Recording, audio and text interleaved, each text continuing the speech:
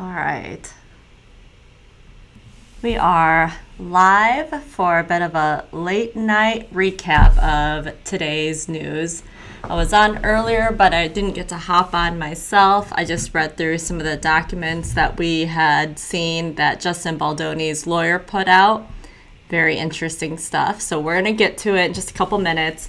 I first wanted to go over with you because I think it's something that is worthwhile, and that is the Ruby Franke. If you remember her, she and her partner, Jody Hildebrandt, they had been sentenced to prison for 4 to 15 years, 14 years, something like that. So we don't have an actual date of how long they'll be in there.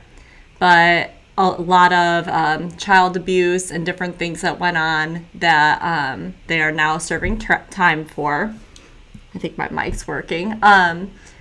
But her daughter, her oldest daughter, just wrote a book, and it is going to be coming out, and just discusses the things that went on and her point of view from all of it. And I think it's a really great way for her to not only tell her story, hopefully get some cathartic relief from it all, but also support her. You know, she wasn't living with either of her parents by the time this happened, but she definitely goes through the fact that when she was living there, she had called the police. Her mom guilted her, you know, was saying how could you do this to me? How could you betray me like this? And that's just the one story that they're talking about. So I think the book's gonna be interesting. Great way to support her. Great way to support the kids.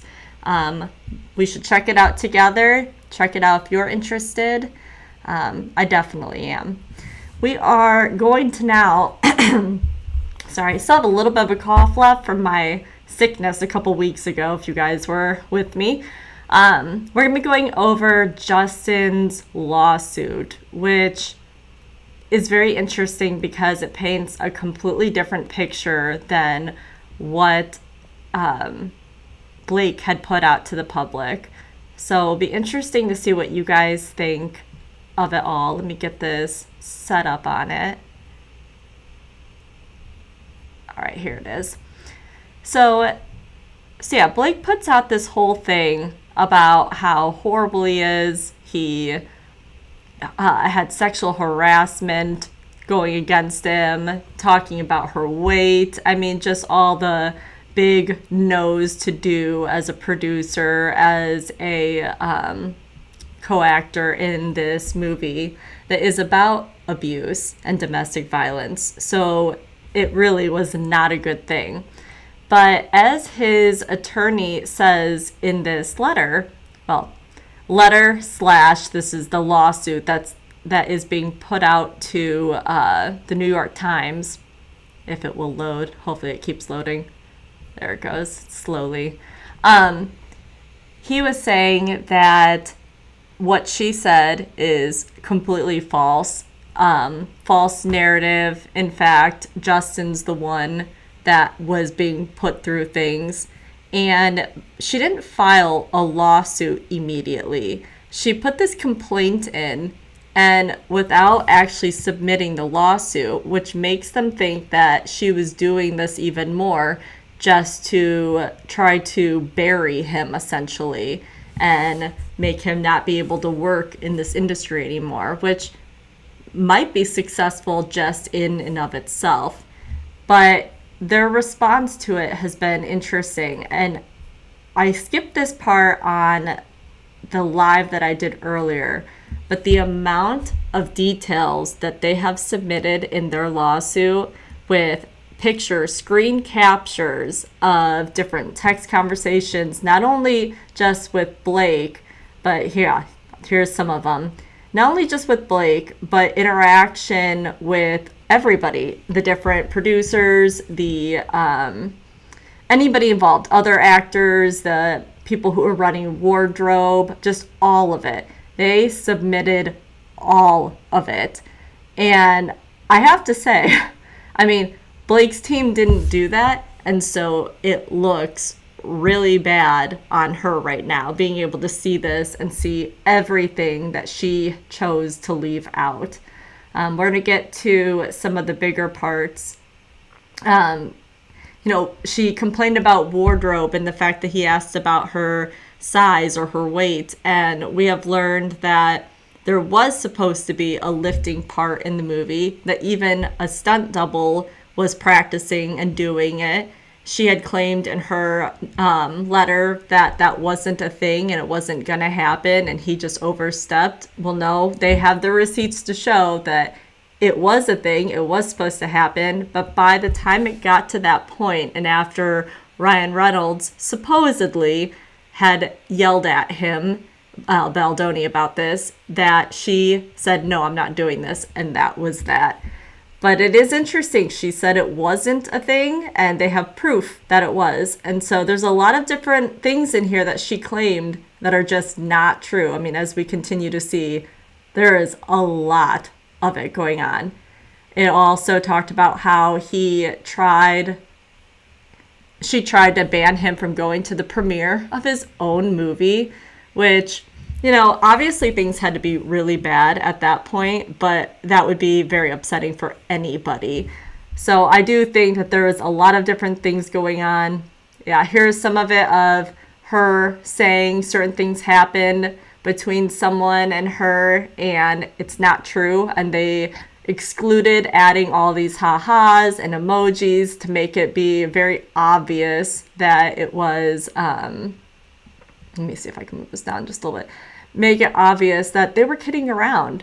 It wasn't supposed to be a serious thing that they were talking about, and she used it against them, saying, oh no, but they were serious. I haven't seen the Barbie movie, Beverly. I have not seen that. And you said you didn't see La La Land either, right? I have not either. So people will have to let me know how it is. So yeah, there's just so much. And it's going to be interesting to see what her lawyer ends up coming back with. But we do know in this that with claiming that Ryan Reynolds berated him and it was horrible and embarrassing, Ryan Reynolds supposedly spoke out today, and it hit on TMZ, which usually has several sources. He said he absolutely did not yell at him. He said he was mad, but there was no yelling or berating, which is interesting. People could take that many different ways. So maybe he wasn't, and maybe Baldoni just felt that way, but they are already trying to mend that and make his public appearance okay. So he's not getting dragged down completely into this.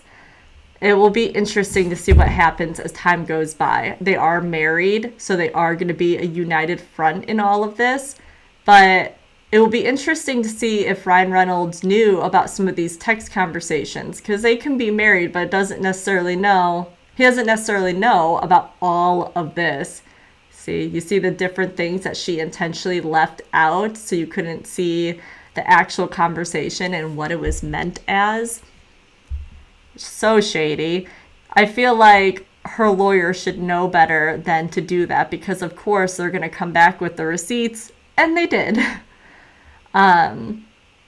So yeah, we now know also with the wardrobe thing, which was a huge deal to Blake. She was never in charge of it.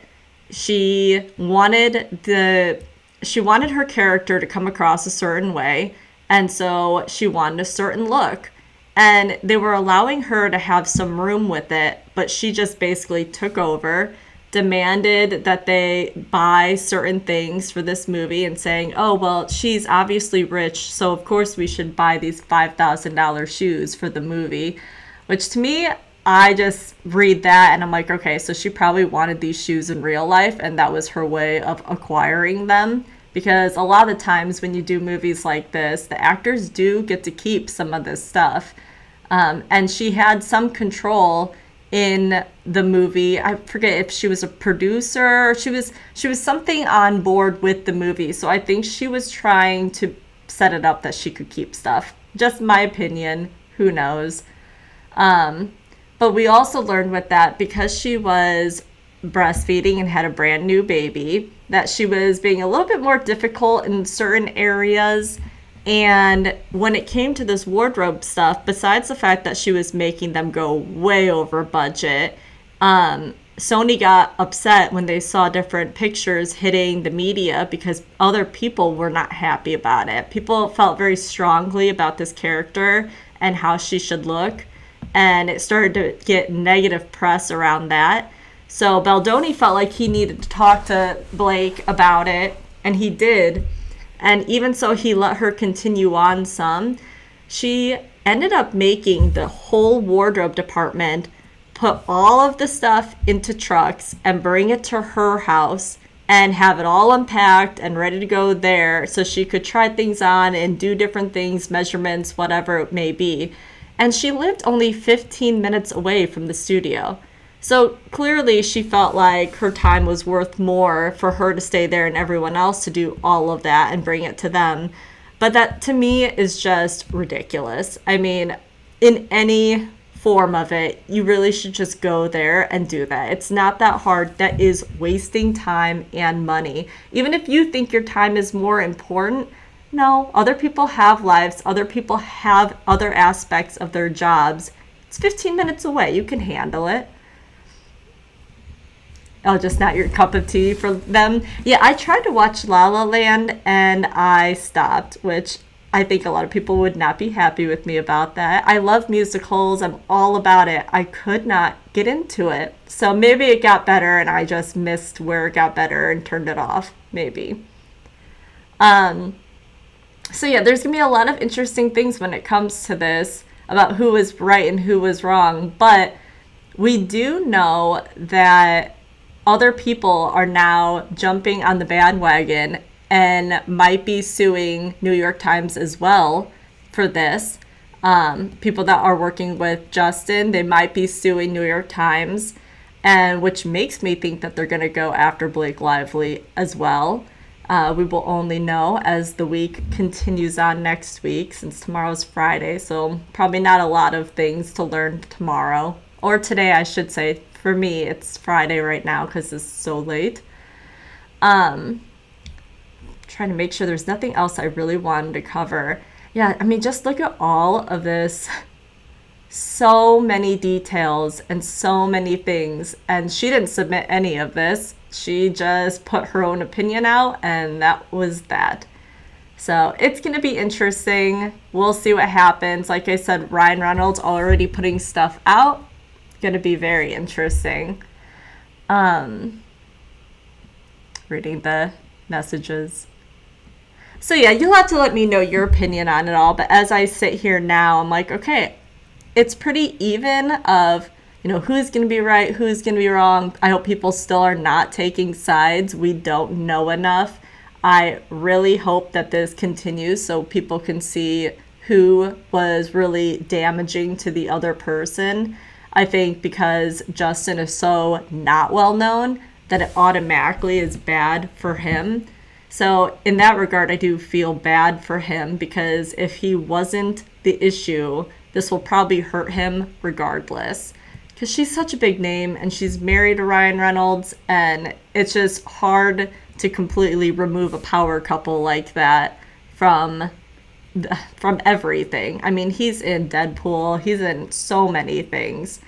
So we'll see what happens. And as I've been saying, with any luck, hopefully we'll go to a trial. We'll get to actually see more, learn more, and also learn a little bit about how Blake was going around this. She didn't file a normal lawsuit. I'm not sure she still technically has or not.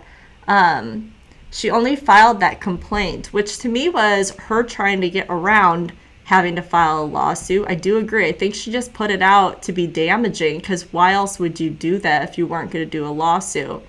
So we'll see if it actually was just turning into that, or now if it might, because he is. But we will stay on that. And if I see or read the Ruby Frank book that's going to be coming out, I will definitely let you know. Like I said, I think it's important to help people when you can. And I think that's a really great way with what those kids have been through. I think it's a great way to help and put their stories out there and make a difference for other people who may be dealing with similar problems that this family was, but then also the steps of them each getting out of it and bettering themselves and having that support in their community. So, all right, it was a late one. It was quick, but it was good. I hope you guys have had a good week. My kids go back to school next week, so we are slowly settling down and getting ready back to a crazy life. So